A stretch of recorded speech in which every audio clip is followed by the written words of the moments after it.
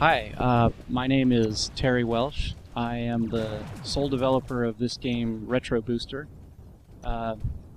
You can find it on reallyslick.com, and there's a playable demo there if you want to give it a try. What I'm trying to make here is an old school style cave flyer. If you've ever played anything like Oids or Gravatar or Lunar Lander, then you've probably seen a game like this. The main thing I wanted to do differently from earlier games in the genre is make the ship really nimble. So a lot of the times you see these games and they move kind of slowly. I think it's to make them a bit more approachable, so the flying is really easy to get a hang of right away. With this game, the flying takes more time to get a hang of, but since the ship is so nimble, you can have faster-paced battles, and you can have flying challenges. I've also got some puzzles that come in later, and that takes some flying skill. Sometimes it's just a thinking puzzle, or sometimes you have to do some quick maneuvers mixed in with the puzzle to solve it. So what you're seeing right now is mostly the shooting part. I'm going around blowing up enemies. There's a button I just hit right there, and that pulled that block up. So this is an example of a simple flying challenge. I'm racing around now to try and get underneath that block before it closes, and I didn't make it this time. But you can always try again. So down here there's a force field. A lot of the puzzles that come in later in the game are using different types of force fields like this. There's regular force fields, and this is a one-way force field, and there's teleporters. And so a lot of the puzzles that you'll run into, you turn force fields on and off, or you have to bounce off them a certain way, and try and think your way through it like that. So a lot of the levels that you'll come across, you won't immediately know how to get through the level, and you've got to figure out the solution to get out. So you'll encounter different weapons as you go through. I just picked up some missiles right there. And that's it for that ship. I'll take another stab here at this flying challenge. Shoot this button and try and race underneath the block.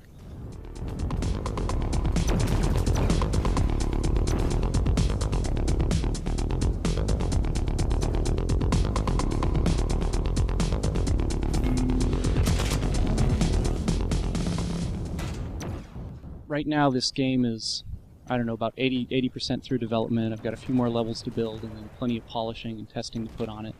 This level is fairly representative of the shooting and the flying challenges you encounter throughout the game, and it's got some people to rescue.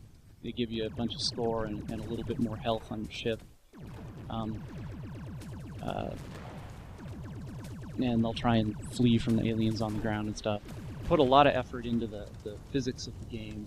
So since it was going to be a fast-paced cave flyer, I wanted realistic-looking physics. So you know, when you bounce off an enemy or a wall, it reacts realistically, and your ship spins out of control a little bit until you press the key to take control again. I've got it running on Windows and Linux right now. It'd be nice to get it working on other platforms. That might happen later in the future, depending on how well the game does. But for now, it's coming out on Windows and Linux.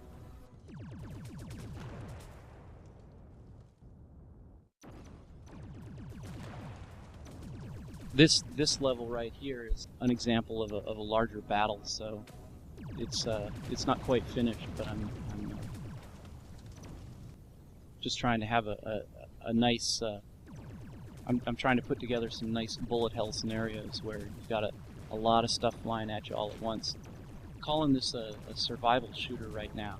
The idea with that is a lot of cave flyers. You just sort of go through the levels and you pick up fuel dumps and you rescue the people and you try and make your way through each level. With this, I'm going for a real old school level of difficulty. So it's pretty tough. And the first time through, you just want to survive to the end. There's also a scoring system, so